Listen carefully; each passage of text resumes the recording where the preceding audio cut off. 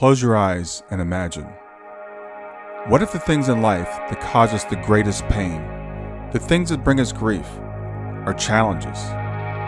Challenges designed to help us grow, to ultimately become what we were always meant to be. We feel like we've been buried, but what if, like a seed, we've been planted? And having been planted, we grow to become a mighty tree. Now, open your eyes. Open your eyes to this way of viewing life. Come with me as we explore your true, infinite, eternal nature. This is Grief to Growth, and I am your host, Brian Smith. Hi there, I'm Brian Smith, host of Grief to Growth, and whether this is your first time listening or you've been on this journey with me for a while, I'm really grateful to have you here. This podcast is a space where we ask life's biggest questions. Who are we? Why are we here? Where do we go when we leave this life? And how can we grow, not in spite of grief, but actually through it? And today I'm honored to welcome someone I've known for many years. Her name is Fara Gibson, and her gifts and her generosity have inspired me and many others in our community. I first connected with Fara, I think through Facebook, but we're also friends through an organization called Helping Parents Heal. And Fara regularly shares deep, moving insights about the afterlife and what she calls heaven, and the enduring connection that we have with those who've crossed over. We've also crossed paths in person at Helping Parents Heal conferences, where I've had the privilege of seeing Fara do her powerful gallery readings that have leaves audiences in tears, comforted, and uplifted.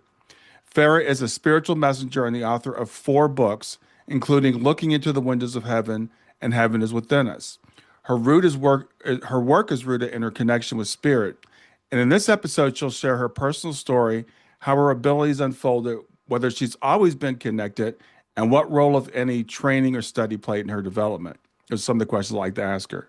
We'll talk about soul plans, life purposes, and how even the most painful losses, like the passing of a child through addiction or drug-related transitions, can carry deep spiritual meaning. I'll ask her a question many of us wonder: where is heaven really? And how does she reconcile her spiritual work with the language of God, heaven, and soul? So whether you're early on your grief journey or you simply want to understand life beyond this one, this conversation is going to be both grounding and expansive. And after the episode, head to my Substack, which is grieftogrowth.com/Substack, where I'm going to post a companion article. It's a space where you can leave comments, ask questions, and connect with other listeners and with me directly. So with that, I want to welcome Fara Gibson. Thank you so much for having me, Brian. I'm excited to be here. Yeah, I can't believe we've known each other so long, and this is the first time we're doing this. So yeah. I was going to say the same thing. I'm like, wow, he finally invited me to his show. Well, the thing is, I know how crazy busy you are between the readings you do and the writing that you do. So I'm glad I finally got around to asking No, you. in all honesty, I am. I'm extremely busy, but I really, truly am excited to be here and share with you and your audience. Yeah. So Farah, before we get into like everything else, tell people like how did your abilities develop? What's your backstory? So my backstory, I was born this way. I truly was born with this purpose and with this amazing ability. I call it ability because the gift is what I get to give to the people that I get to touch with it. Mm-hmm. But I didn't understand it young. So I didn't have any training whatsoever or anyone nurturing or helping me along or embracing it. And honestly, I didn't tell anybody. I didn't know anything different about myself when I was little. So it's not something that I really kind of put anything together. I remember seeing Sylvia Browne and John Edwards on TV when I was a kid. John Edwards more really, and he had crossing over with John Edwards. Mm-hmm. And it was on TV when I was younger. And I was like, whatever disease he has, I think I have that. And because I saw what he was doing and I was like, whoa, he's doing what I've been, seeing and feeling my whole life. And it really put a purpose to me trying to figure it out. Mm-hmm. But again, I had no direction. It was very taboo back then. So it's not, and I will tell you, it was taboo in my home. So it's not like I could tell my dad, like, hey, I have this. And I went through a lot of turmoil growing up with, my life with stepmom. I didn't have much luck with. She was extremely abusive. Mm-hmm. And honestly, there's a purpose in that because she made me who I am and taught me how not to be a mom. Mm-hmm. And so I think it's hard to see the beauty within yourself when you're walking through that. But I think those were like wax on, wax off moments for me when I was growing up because I was going to need to be able to relate to the people that I would help later. So Mm. everything that I've ever traveled through was like a foundation. Late teens, early 20s, I started feeling compelled to stop people. And it was just this like I have to say this to this person and stop them right now. And that's really when I started saying things from heaven, not really putting together that I was a medium. Nobody had ever said the word medium to me, and I realized that those moments that I was sharing with people were life-saving. Yeah. And that gave me an interest of understanding it more and working on developing it. And because I come from like the good old boy cloth and the old school, I was my dad's hunting buddy and his bird dog and all those things, I really was like, okay, well, if I'm supposed to throwing it up to heaven, like if I'm supposed to share this, you need to give me the knowledge with it. I don't want to hand people partial things that they have to figure out. I want to be specific and I want to, give them a foundation of like heaven exists and we exist after this. It's Mm-hmm. my job every day to prove that there's life after life in Mm. the physical sense. And so that was an important role for me to understand myself. Plus, I was going to be working with grief. So, there's a lot of founding stories that I repeat, and really the first time that I unnecessarily shared it was with my new husband. I was married previously, had a terribly abusive relationship, and that was great. Also made me strong and taught me my worth. Mm-hmm. Um, and then when I left that relationship and I got together with my husband, Jim, that was really the first time that I shared it unnecessarily and kind of came out, so to speak, of because the people that I was sharing things with before, when those were life-saving messages, it's not like they're going to say to everybody in their circle, oh my gosh, you guys, I almost took my life. And Mm. Farah said this, and now I'm not going to. Mm. So those were private moments for them and I wasn't saying anything. What am I going to do? Who am I going to tell? Because back then again it was still taboo. So Yeah. and it was their private moments as well. But yeah, so yeah, at the motorcycle shop with my now husband, who was then my boyfriend, and it was a new relationship, and I did not want to mess that up. Was when I shared it unnecessarily for the first time. And I think that flow just, you know, made it so much easier for me to go, here I go. And Yeah, I want you to tell that story because I tell it all the time. yes, To me it's really amazing. But before we get into that, yeah. so when you were young, you said you've always had this. Were you seeing spirits? Were you hearing things? So, I mean, I definitely like in that half wake, half sleep state would see spirits, but I don't typically see a medium connection is typically a soul connection. So it's not typically visual in front of you, Mm-hmm. seeing things. I mean, everybody has different types of abilities. Right. Um, so what I see is almost like you seeing a memory. I will see it as if I'm remembering it. Okay. When I'm seeing visions in my mind's eye, just like I said, if you were trying to envision a memory of your wedding day, you could probably reminisce back to that. So I was getting memory visions that weren't mine, and Okay. and I was getting indications on my body. I would feel like, oh my gosh, like I can't breathe in my chest and my heart hurts, and or I got stroke symptoms one time and ended up going to the ER, and they were calling code blue. They were Mm. like, she has stroke symptoms. Oh my gosh, and this was when I was much younger and I didn't have an understanding of it, Mm-hmm. or I would feel like my head was affected, and but when they did when I went to the ER and they did all that, they were like, "Oh, she's fine." And I was like, "What is going on?" And they were saying the same thing. And I realized then after that, some years after that, because I'm not a sissy lala chick and I'm not a hypochondriac, so I was like, "What the hell is wrong with me?" Mm-hmm. And I realized that I was getting passing indications on my body for spirit, kind of giving me the indication of how they passed. Mm-hmm. Definitely not something they carry over in heaven, just trying to be specific with me, like I asked. Um, I was like, you Yeah. have to be specific so I can. And sure enough, they were. And, I started understanding a control of that because if you have those things and you can acknowledge that you have them, then you can start setting boundaries and say, I was starting to say, if this is not mine, I need to know that I'm not having a stroke. So maybe lift this off if I say lift this off. And sure Right. enough, they listened, Okay. and it just kind of snowballed. But yeah, so I see things in my mind's eye. Communication with soul is silent. We don't have vocal cords and bodies in heaven because we've stepped out of the car and now we're just that spirit driver that has stepped out of the car. Hmm. And so it's a thought process or a knowing that just kind of comes at me. And basically to like explain it easily, and I would think back to them. But the cool thing about that is I take notes during all of my readings. Hmm. I typically take 6 to 8 pages of notes. So I'm using my human taught hand with my human pen and my human paper, using my brain that I was taught to make those letters with to write those sentences or those validations down for my clients while I'm writing and have my human brain completely engaged in that writing. I'm getting full soul communication at the exact same time of the next validation that's going to come through. Okay, wow. So your brain is very, very separate from your soul communication, but it feels the same. Okay. Yeah. So Yeah. so you said before you said you the first message you gave unnecessarily was at the motorcycle shop. Before that, were you like would you get a sense like this person's going to take their life if I don't intervene? I wouldn't get a sense that they were going to take their life. I would just get this like the best way to explain it in the feeling that I would get is, and I always break it down like this. Like, let's say that you found out that your best friend's wife is cheating on him. Hmm. And you know who it is that she's cheating with, and you just found all this information out, and you just saw your best friend for the first time since you found that information, and your friend doesn't know yet. Now you have this coming out of your like soul skin of like, oh my gosh, I need to tell him, or do I tell him, or like, the impact of me saying something might Sure. not Yeah. reflect good on me if they're not open to me saying this, all of those things kind of. And then I would just be like, but I have to say it.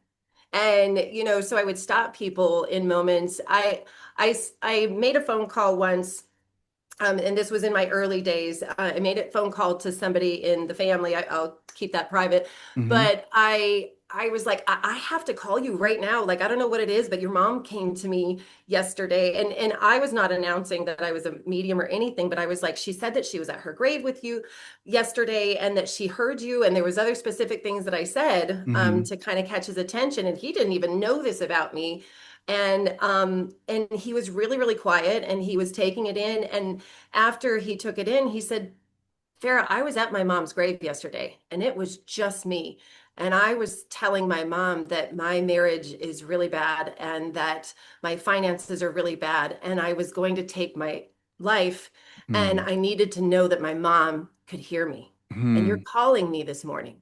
And so it was moments like that that kept me driven to say the things, even if I felt weird, because Yeah. I mean, it's not something that was normal for somebody to just stop you out of the day and say, "Hey, I talked to heaven," Yeah.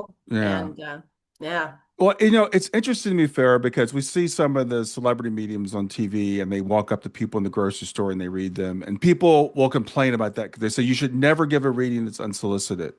But you said you were given this ability to use in this way. yeah. So there's two things with that. One is people ask me all the time, "Do you do readings in stores and in restaurants and blah blah blah?" I'm like, "No, typically I'm shopping or typically I'm eating in a Right. restaurant, right? It's not like I'm going."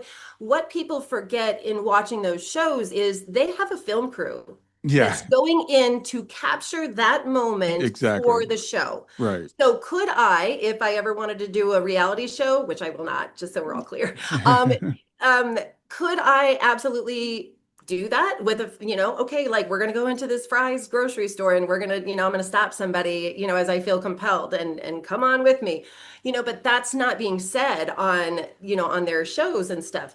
I love the foundation of that because it does introduce mediumship to the world. It made it a little bit less taboo.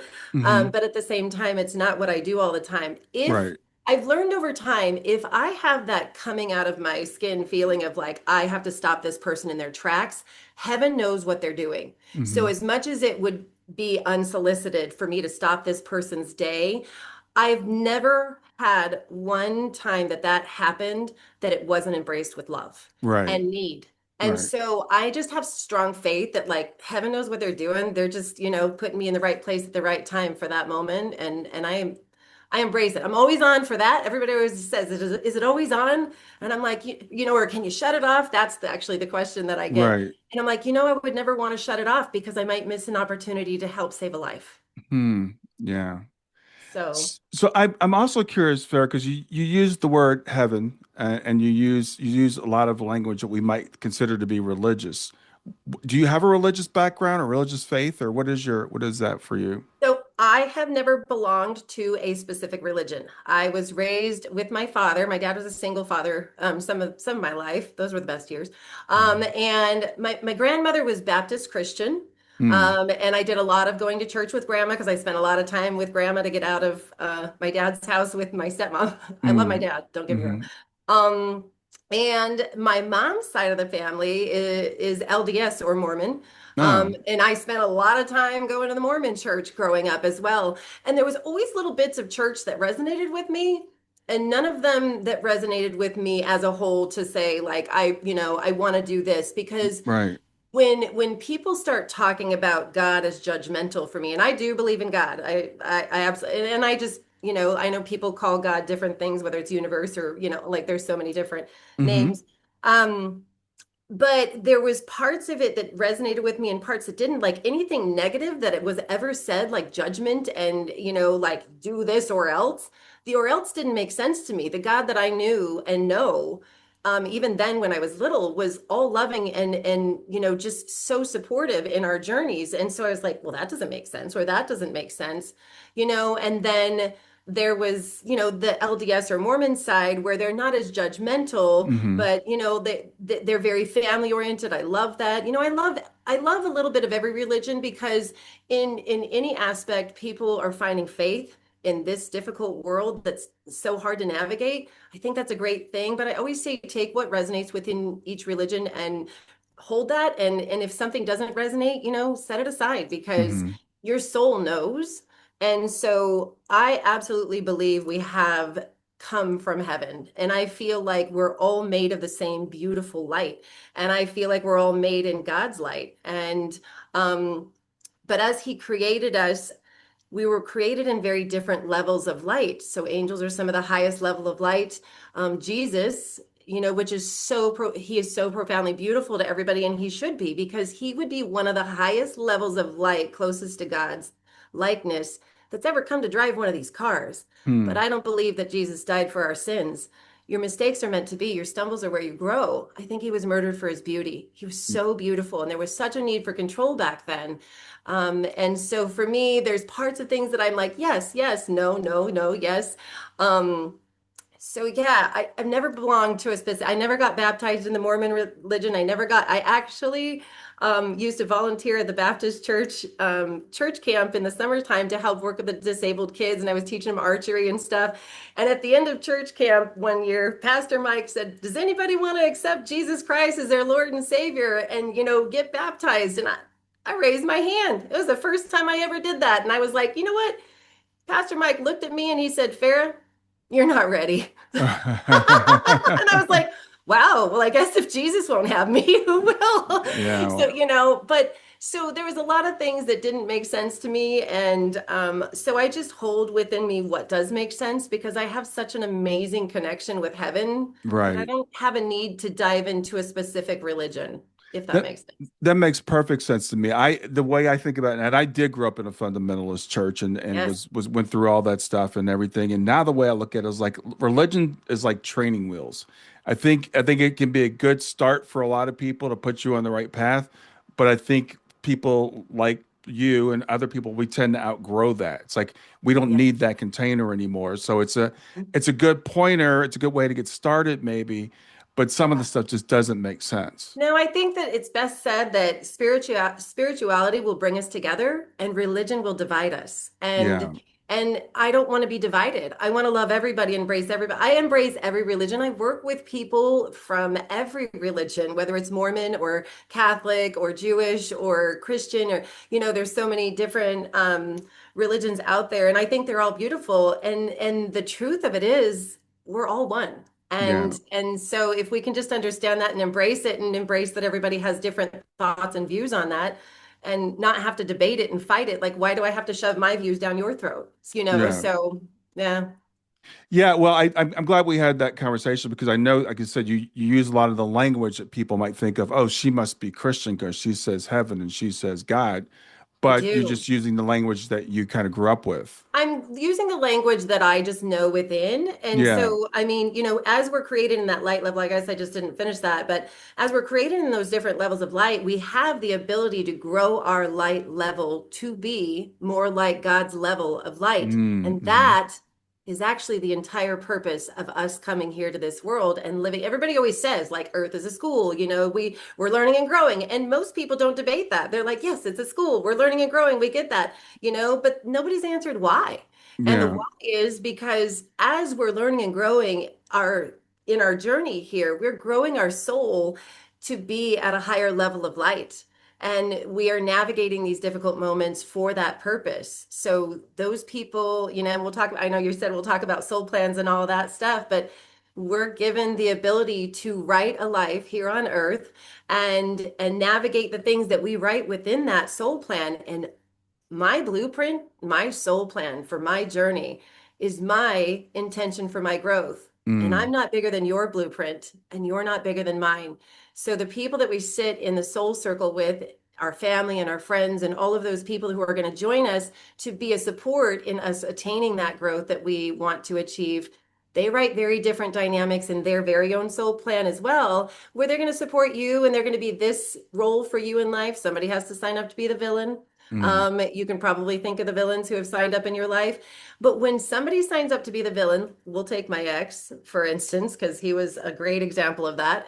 He beat me and spit on me for 17 years and told me Mm. how worthless I was. Some people in the earthly sense would say there's a special place in hell for somebody like him. Right. I actually don't believe in hell. I think this is as bad as it gets. But the truth of it is, he signed up to be the villain to grow me the most. And I needed that. I needed that growth and I needed that abuse and I needed all of those things because when I was going to help people in this world, I wasn't going to be able to relate to them if I walked in holier than thou shoes and never been through anything at all and go, you'll be fine, And so I can go, no, I've been through more than can make a billy goat puke. I get it. But if you Yeah. can find the beautiful in every terrible thing that you've ever been through, there's your growth. And so, when I get back to heaven someday, my ex will be there with me. And as much as in life, I hope he steps in warm gum because if that reflects back on me, I'll buy new flip-flops. Um, he's not a good person in life, but he wasn't meant to be.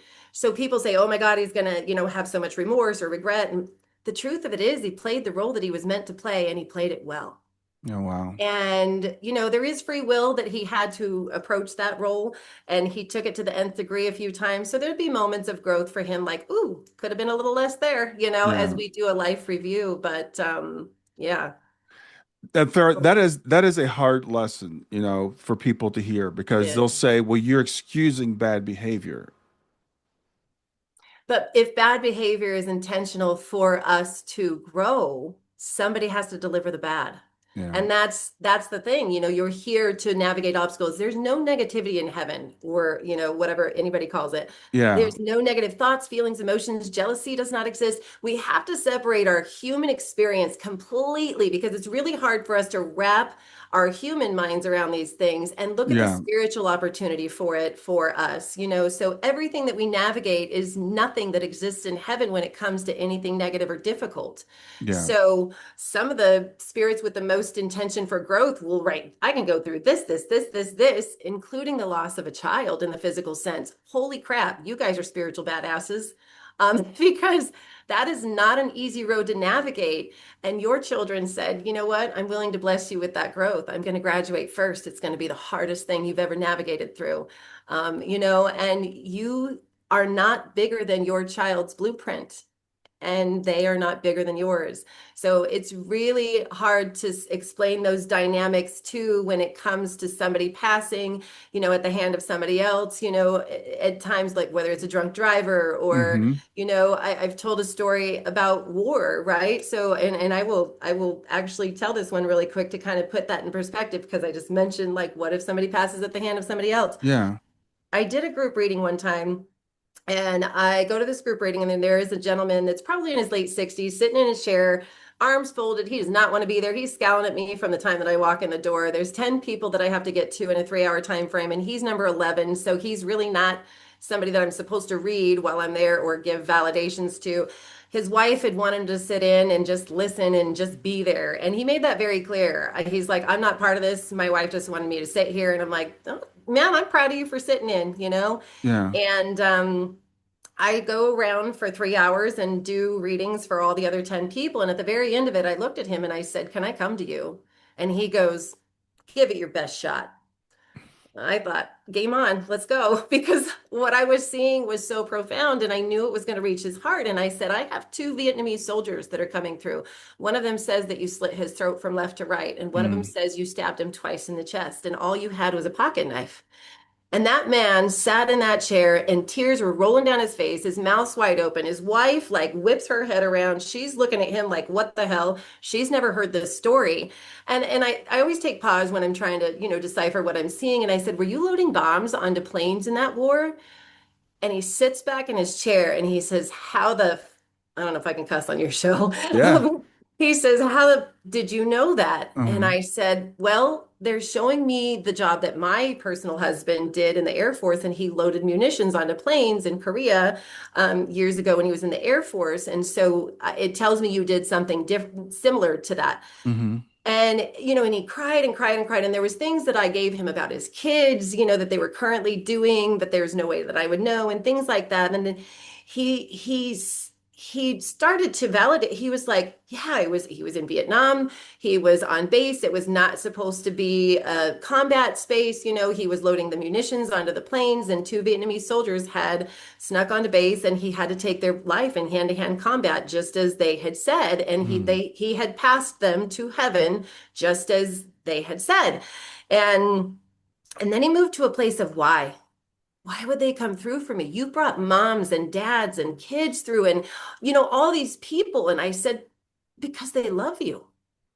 And he sat back in his chair again and he goes, what do you mean they love me? I killed them.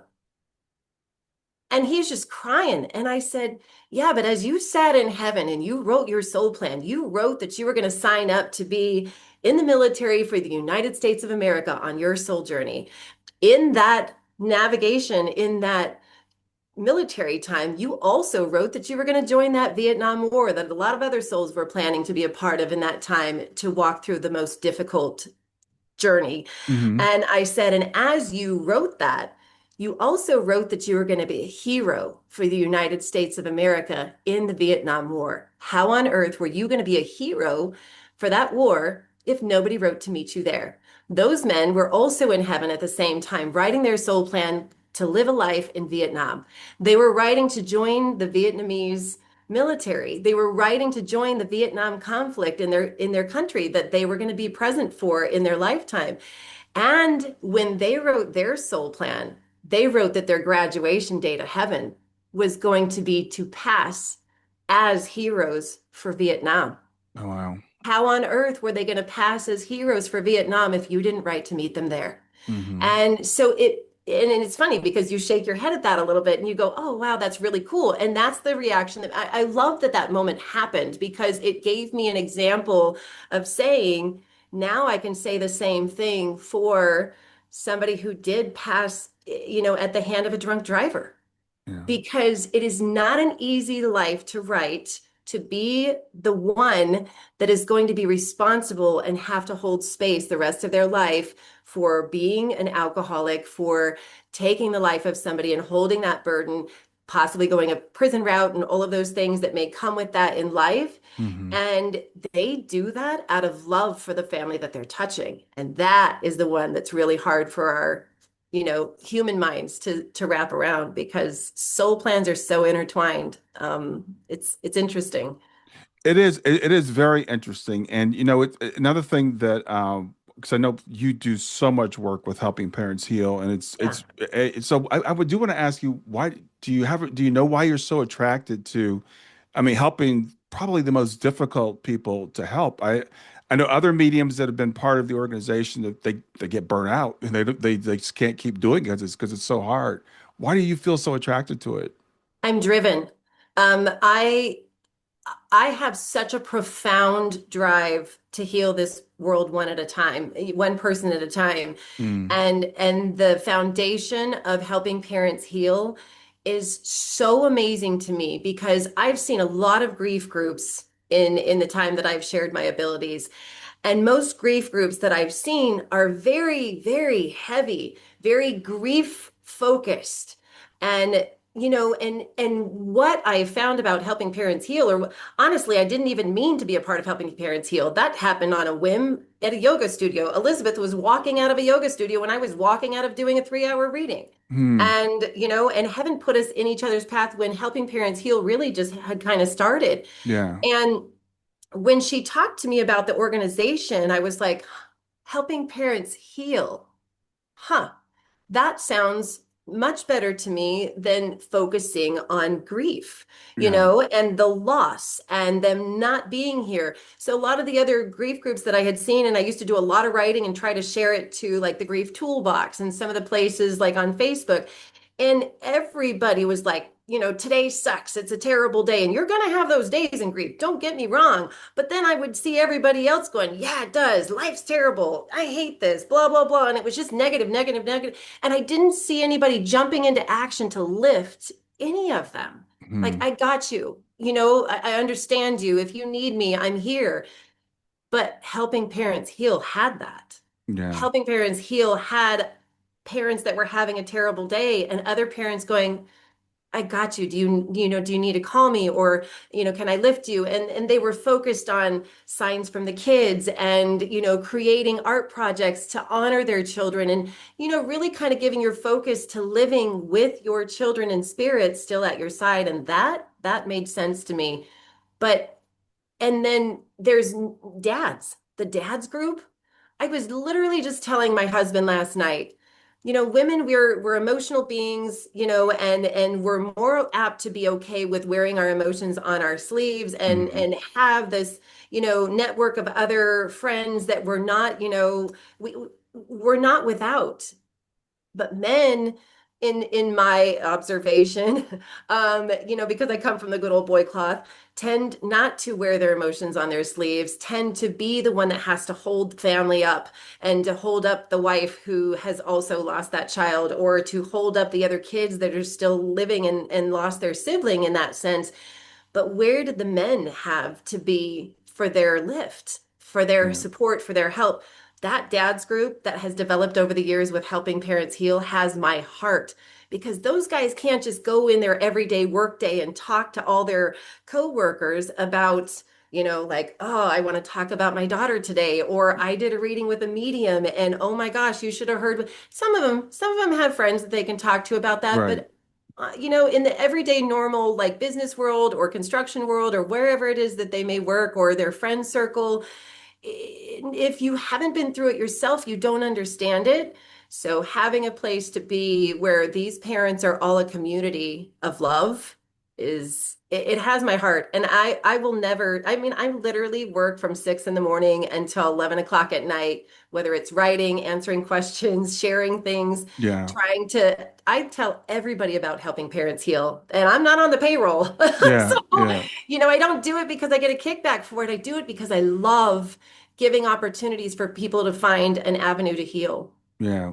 Well, I was saying we've only met a couple of times in person Yeah, and it's been at the conferences and you're like a light. You're not like a light. You're a light at the conferences. Just the energy that you exude and the way you lift everybody up with your spirit and delivering some of these really difficult lessons like your child's life has a purpose. yeah, It's not random.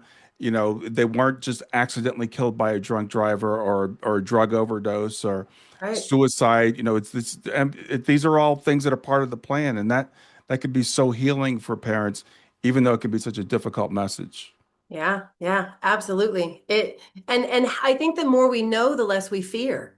And that's what's Absolutely. important to Yeah. me because it's the not knowing, and maybe we are brought up in a religious aspect that has rules on, whether or not our loved ones can even see us, Yeah. or like they absolutely don't see you, they don't hear you, blah, blah, blah. I mean, I've literally had that challenge come to me numerous times, or, it just there's so many different faiths and beliefs. Like, I've heard people tell me that they're like at their Catholic church when their child took their life that, oh, they're in limbo now. And I'm like, Right. whoa, wait, what? They're not in limbo, so, it's, and those are the little things that like add up that I'm like, no, no, no, no, no, because heaven, the millisecond that we pass, we are absolutely in pure perfection. For you are the one that it's devastating for. Them, it's their sit the heck down, guess how I got back to heaven story. And they are telling it whether you're a part of it or whether you were not there, all those things, and everybody else in heaven's going, whoa, man, you went through it, Yeah.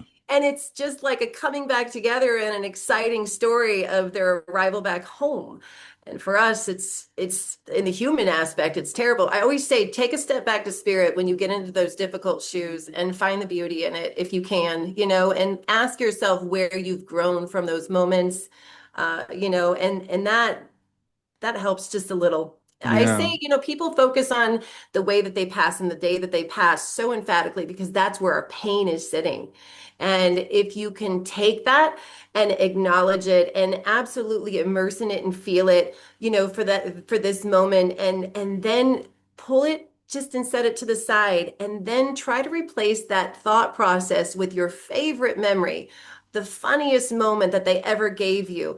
Nobody's ever going to take their passing moment from you, but giving it your focus every day will keep you in a place of pain.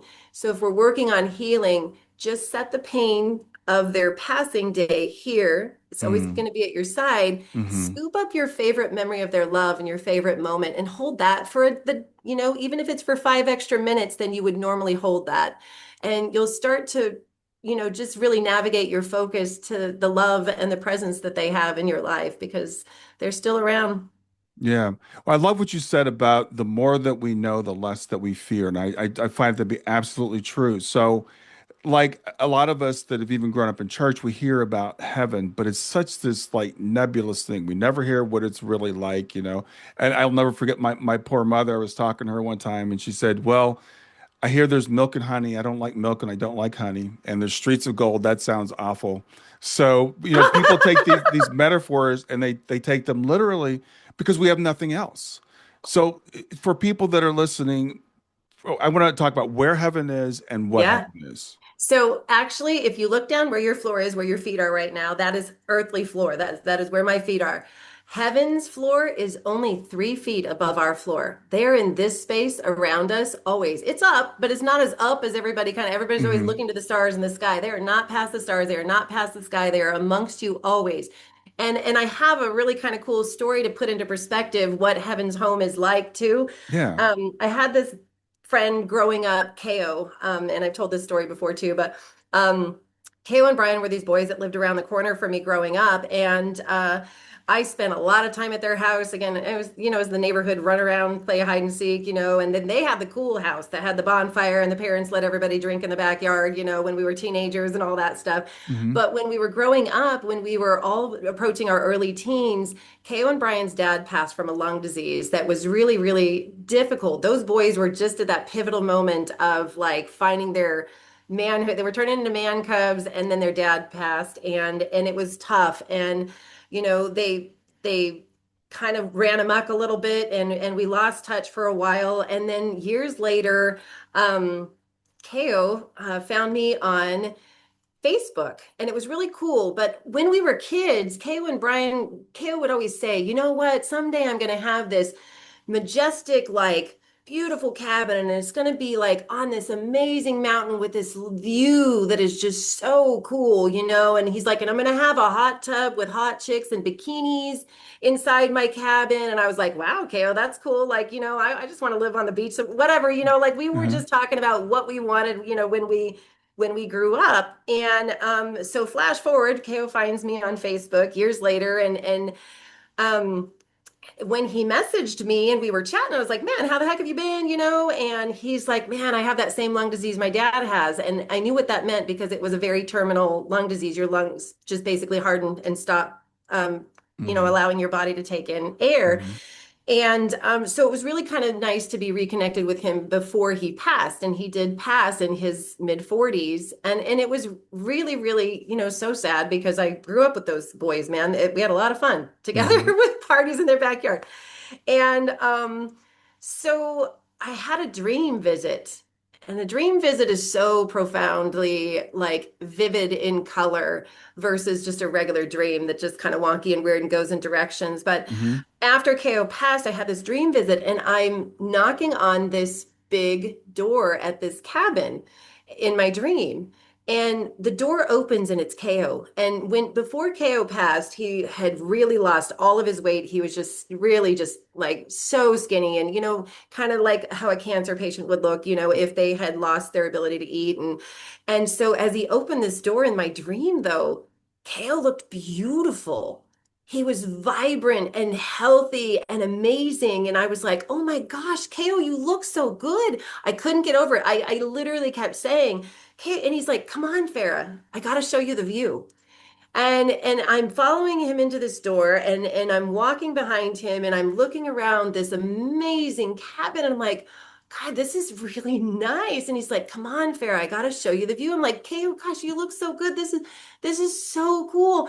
And as we're walking, he's walking me towards a back door of double doors, but we've got a little ways to walk. And as I look to the right, and there's a damn hot tub with hot chicks in bikinis in this damn hot tub.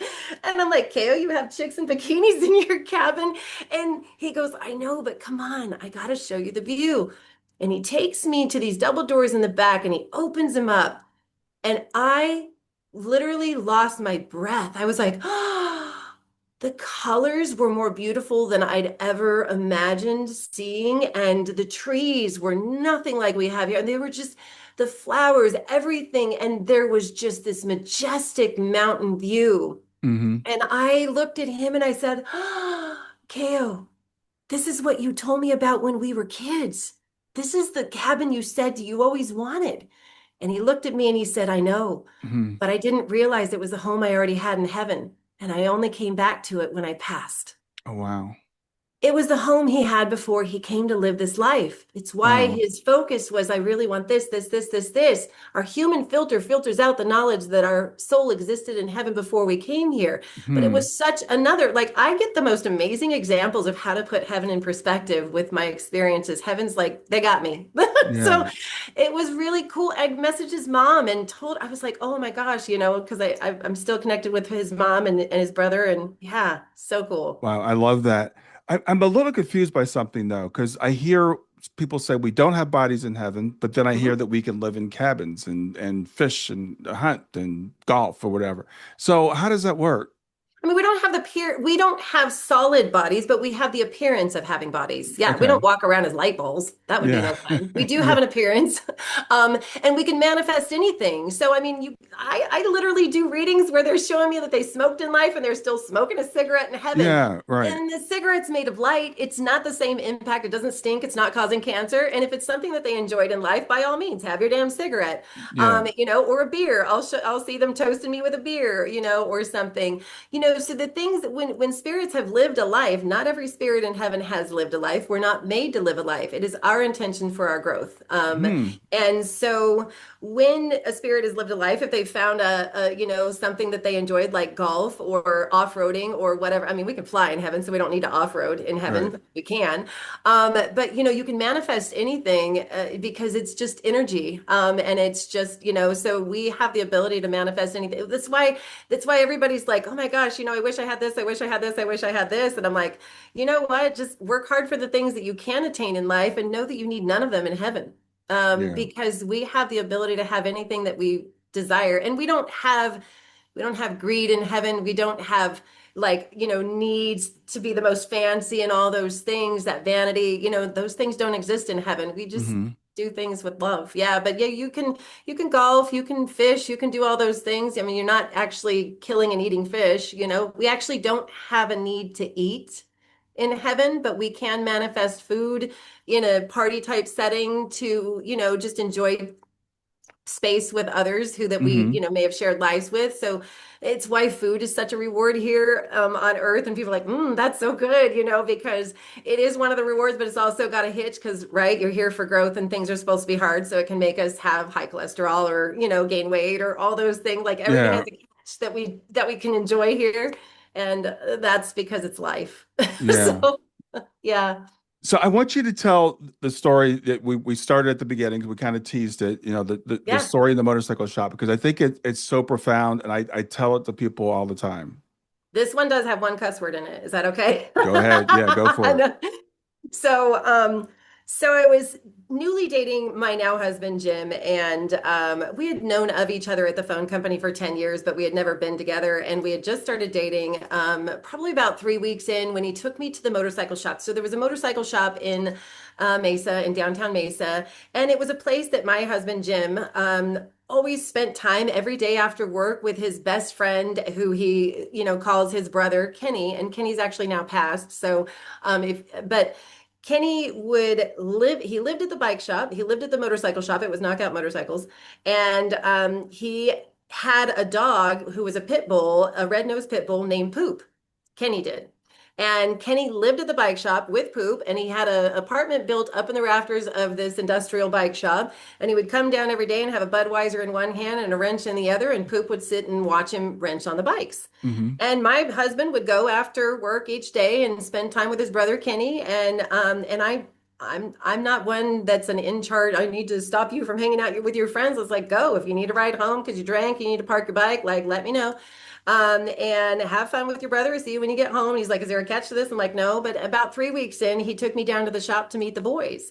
And I knew that that was an honor because, again, I grew up in the good old boy cloth, and I have a respect for men and their space and, needing their boy time. And Hmm. my husband wasn't out chasing skirts. He was hanging out with his brother, who he always hung out with before me. So why was I going to change that? So I get there to the shop and I'm meeting all the boys and stuff, and it was great. And Poop, the pit bull, was staring in the corner of the shop. Um, Not right away when he met me, but later on in the conversation of hanging out and stuff, and Poop staring in the corner. And Kenny, my husband's brother, goes, damn, that dog freaks me out. He's always staring in the corner, and I was like, I wasn't going to say anything. I was not going to mess this relationship up. My husband was just my boyfriend at the time, and he was really good in bed. So there was that. And I had never told him anything. We're only 3 weeks in. I never Um, told my ex, like never. And so, I didn't say anything that time. And Jim brought me back to the shop a few more times, and I was getting in with the boys, and that was great because I do love the boy time. I just didn't want to infringe on his. And about the third time back, Poop staring in the corner again, and he's just locked at like visually locked in the corner, and you could not budge. That Kenny goes, "Damn, that dog's staring in the corner again," and he's like, "Watch this," and he's like, "Poop, come on, man, you want some treats?" Poop is a food-driven dog. Poop wouldn't budge if he asked him if he wanted treats. He was just locked in the corner, just looking. And he's like, see? And he goes, that just freaks me out. And he turns around to me for whatever reason this day. Kenny locks eyes with me and he goes, what the fuck is that dog looking at? And for whatever reason, I answered that day. And I said, well, there's a big dog with like a long face and big ears that looks like a German Shepherd. And I said, there's another one that's like smaller and it looks like a coyote. I don't know what else it would be. And Kenny lost all the color in his face. And my boyfriend, who's now my husband, Jim, mhm. lost all the color in his face. And he looks at Jim, and Jim's looking at him. And Kenny goes, did you say something to her? And Jim goes, well, fuck would I say that for? And he looks at me and he goes, hold on a second. And he goes to his toolbox and he pulls a drawer out and he's rifling around in there and he pulls out two pictures and he's like, this is Jake, my German Shepherd. And this is Pebbles. She really is a coyote. I pulled her out of the desert when she was a pup.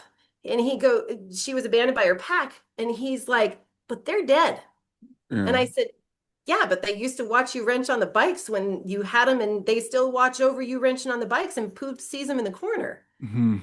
And he was like, whoa. And Jim was like, whoa. And they were like, and that was a lot for both of them to process, especially the one that was going home with me. But I always say I too am good in bed, so I kept him. So, and after that, yeah, it snowballed from there for me to be able to speak about it and to kind of share it in a way that I never want to be a parlor trick. Yeah. I don't want to be on display just because look at what she can do, which is why I don't want to do, shows and things like that. I'm not a Hmm. parlor trick. I'm here to help heal. And so that was going to be the foundation for me finding the ability to start sharing with the world.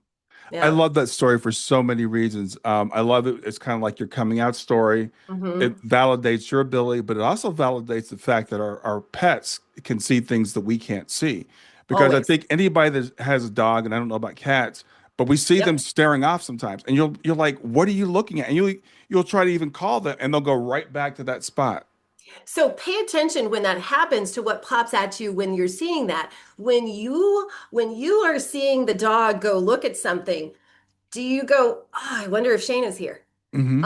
Because when you're hearing that in your thoughts, you're hearing Shayna say, "Hey, that's me. I'm messing with a dog." Okay. When your dog's just having a fit and you're just pissed off about the fit, Yeah. it's just a moment that day. You're Right. like, "Hey, cut that crap out." But when your dog or cat, yes, cats can absolutely see spirit as well. I mean, all animals can actually. Horses, there's no limits. Animals are actually super profound. But when I'd like to tell people because you hear heaven all the time and you just don't know it. So when you Right. see that reaction from your pet happening and your thoughts go to your loved one, like, I wonder if they're here, you're actually hearing them say, I am here. Yeah. Yeah. So that is soul communication, and it's such a easy thing to miss for people, and it's why I try to like let you know, like, you can hear them too. You have unbreakable bonds with your loved ones. Yeah.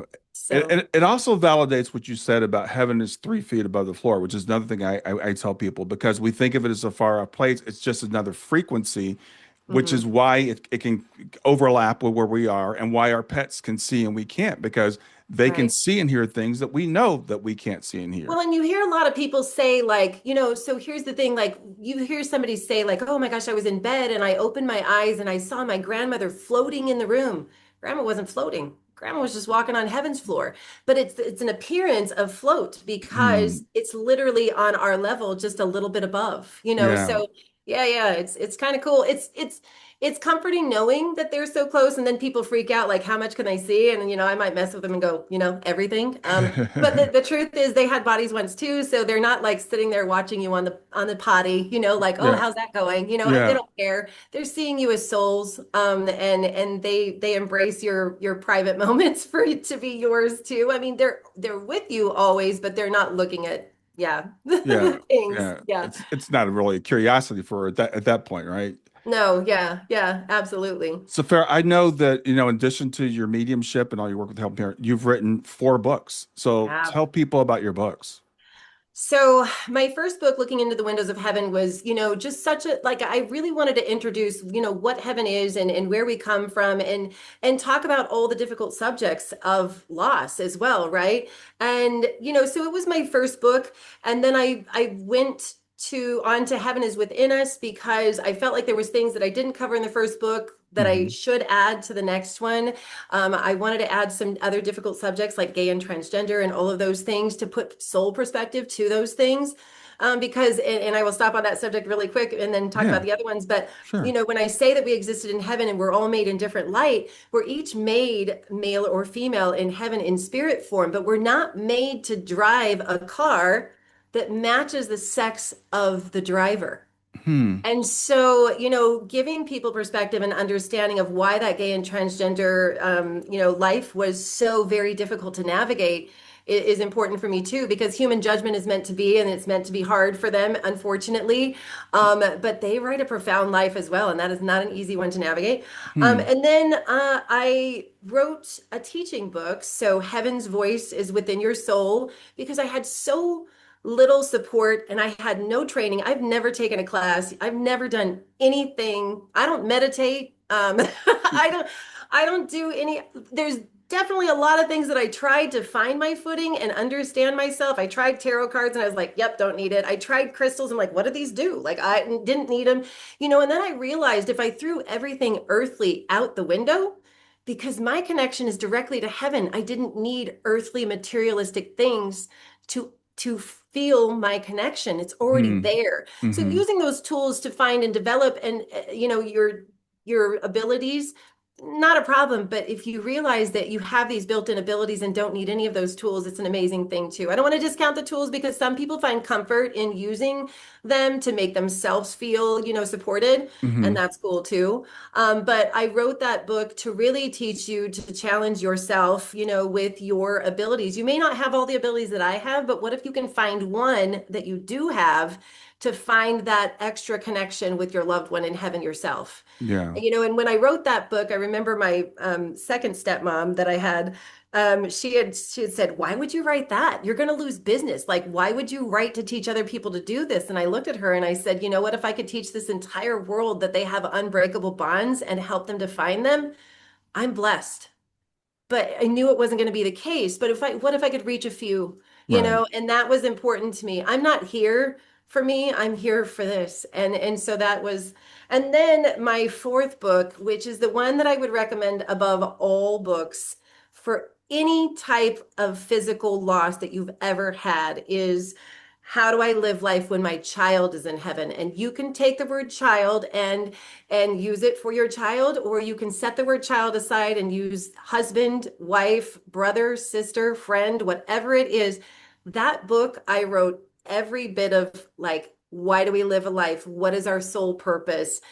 And soul planning is in that book. And then I take you through baby loss at all levels, whether it's miscarriage or abortion or babies born sleeping, all the way to illness and disabilities and what's the purpose of that in life. Like, somebody that walks an illness and disability path is amazing because they're paving the way for others in their shoes. They're educating doctors on their spiritual journey for new knowledge in the future to help others.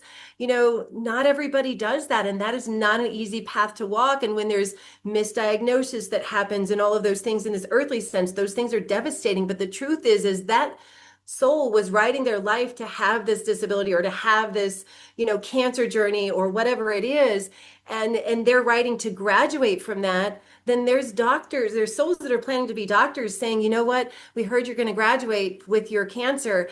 Do you mind keeping us in humble shoes on our journey? Because we hear there's a lot of ego in that earthly space.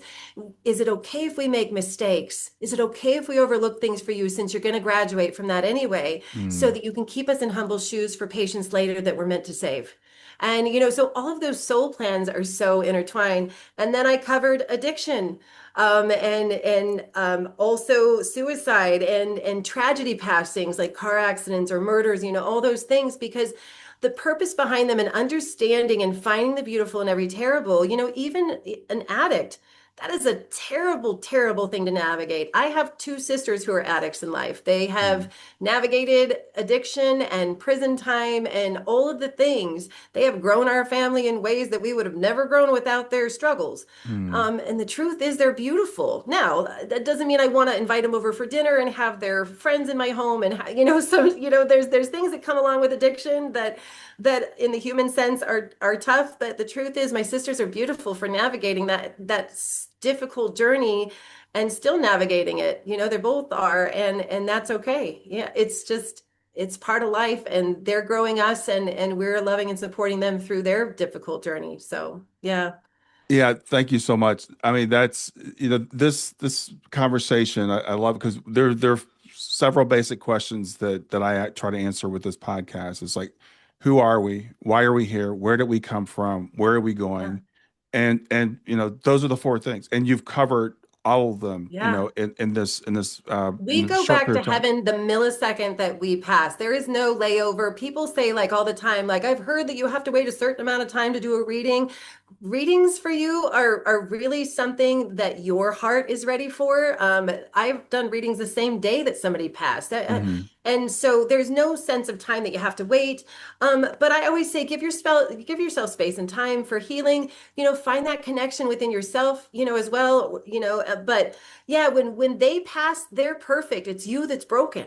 And so give yourself time and compassion, to have an understanding of, like, just at least getting through the fog, because Grief is so difficult, but they are perfect. Yes, they can hear you. Yes, they can see you. Yes, they are part of your days. I challenge everyone's loved ones in my readings to give me like, okay, tell me something that your family just did that, like is new and, that's not on social media and all that. Here's the thing. I have to work around social media and Google and everything when I'm doing readings because I want to give you faith that they carry on. If Right. I know all your crap, they've got to give me more than I know Yeah. Yeah. or that anybody else would know.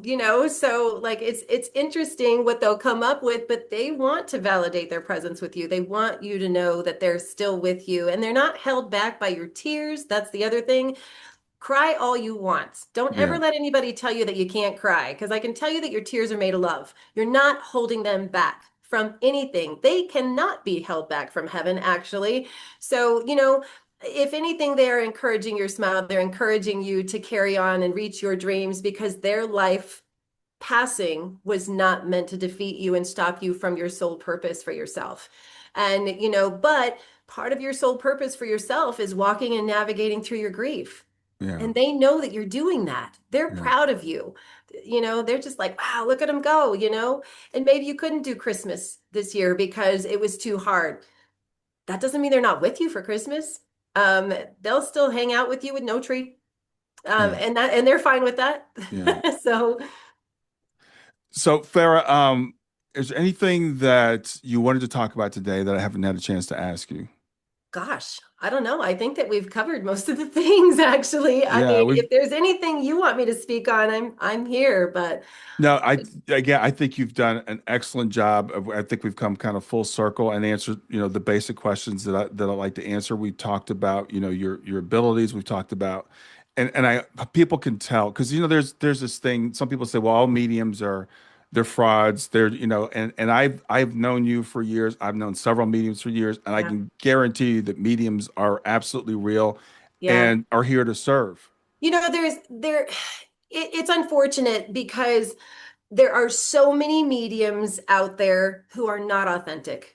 And Yeah, and that is where that reputation sure. comes from Hmm. because there are truly blessed people in this world that are really living the purpose of helping this world to carry on their soul journeys.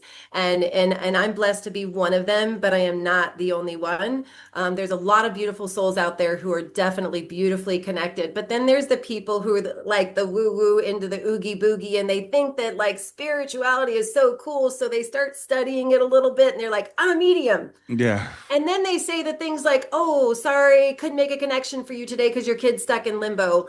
Kindly throat punch them. I'm just kidding. yeah, yeah, Like, yeah, don't ever let anybody give you anything in a reading that makes you feel like there's turmoil. A reading with an authentic medium should feel like a visit with heaven.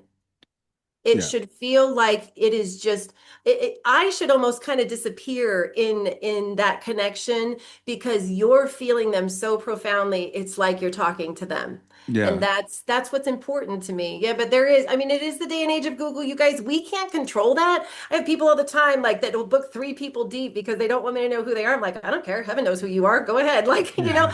but even if I do a reading for one of my own friends, I will just challenge them, give me stuff that I wouldn't know. So if there's things that you have on social media and you're going to like be booking with a medium and you like put everything out there on your social media, set your social media account as private, guys. I mean, there's steps that you can take to ensure that nobody's able to look you up in that sense, and they shouldn't be only giving you things that could be found on social media, like if you did a balloon release or something last week and then you posted pictures or whatever. We're not Hmm. doing balloons anymore, I know. Sorry birds. Yeah. But if you did something, and then they're bringing that up first, yeah, they might have looked you up or whatever, but heaven is capable of giving us things that nobody would know. And it may be silly crap, like, wow, like you just had to reset the toilet in the master bathroom. Yeah. And it's little things like that that I love it when they show me. They're like, son, how did you know that? Because that's not something they told the world. Yeah, And well, and I, I've seen you, Farah, in a room with yeah. hundreds of people, and you don't know who's going to be in that room, and you Mm-mm. say things like that. So there's just not even humanly possible. Chris Ryan's, Yeah, reading, which, I'm so proud of Chris's growth, but that 7 minutes that I went to he and Sin, at that conference, and his son was talking about him redoing the deck and how he had screwed it up and he had like yes, started pouring the resin and it didn't match. And that was Chris's like, oh my gosh, this was not on social media. There's no way she would know this. I didn't even know I'd never even met Chris and Sin before that. It's funny because most of the people at the conference know who Farah is. And yeah, I love the ones that don't yeah, because sometimes they get the most beautiful aha moments. And seeing Chris's growth from that moment to, because he was just there with his wife. So, like to right. support. And then he moved to a place of support for dads and for the group. And I'm so proud of him. And writing the Helping Fathers Heal book with the dads. And yeah, like, And that is an example of, like you said earlier, you don't want to be a part. You're not a parlor trick. The mm-mm. purpose of mediumship is healing. Yeah, The purpose it of is. mediumship is making connection. It's healing. It's not a Yeah, magic trick. It's not a mentalist thing. It's so that people can have faith that their loved one is okay, that they want us to yes. continue. It's a beautiful thing. It's a ministry. It's a service. It is. You know what? My boss is God, and I'm blessed for that. And you guys can call it anything that you like. Please know that I am so respectful of everybody's choice in words and religion and all of those things. Right. But I absolutely am blessed to have the most amazing boss that just puts me in the right place at the right time for a need. And that's what's important because there's nothing like, I was walking in a grocery store, and this lady came running at me and she grabbed hold of me, trembling and crying, and she said, Farah, you saved my life. Mm, And I have had so many people say those words to me. Some of them I haven't even done readings for, you guys. Some of them it's just they've read what I've written and it saved their life. So the yeah. purpose behind everything that I've written is truly inspired by heaven. Every word and the I do have that one here. The How Do I Live Life When My Child is in Heaven book. This one, every single word in this book is inspired by heaven. It was an ask of heaven, like literally. And I talk about that in the book as well. But Hmm. yeah, it'll help you to find the beautiful and the terrible. Yeah. Well, I know you're really busy and really popular. Do you still take people for readings? I do. I'm scheduling typically 8 months out at a time. Okay. So, people have to be patient when it comes to getting into my schedule. But I always say an honest reading is truly worth the wait. If you feel like you can't wait 8 months, do your research on the person you are scheduling with. Most mediums will have a bit of a wait. I mean, and some of them, I mean, gosh, you guys, when I started, I was an honest medium and I didn't have a wait at all. You know what I mean? So some of Right. them may be new in their footing and not have, too much of a wait. But do your research, talk to people. You guys can, probably, if it's child passings, you can get on Helping Parents Heal website. They have, tested the mediums and they have a list of trusted mediums, or post on social media and ask if anybody, as long as you're okay with posting about a medium, because some Yeah. people get blasted from depending on who's on your page, right? But, talk to your people, ask them who they've had an honest experience with. But an honest reading is truly worth the wait. And again, I'm not the only one who can give an honest reading, but I have a style that's a little bit different than some because I grew up in that good old boy cloth. I don't have a filter, so if your loved one was cussy, let's roll. Yeah. And I have a no BS style because, and I'll tell one more story. Hmm. And where that foundation of that no BS style came from too is, so I told you about the bike shop and the poop story, and it was just a few months later after that happened, we got a call that one of our buddies from the bike shop had just lost his best friend to suicide that day. We needed to get on the bikes, roll down to the bar because he was by himself at the bar, and we needed to get down to the bar to be there for him.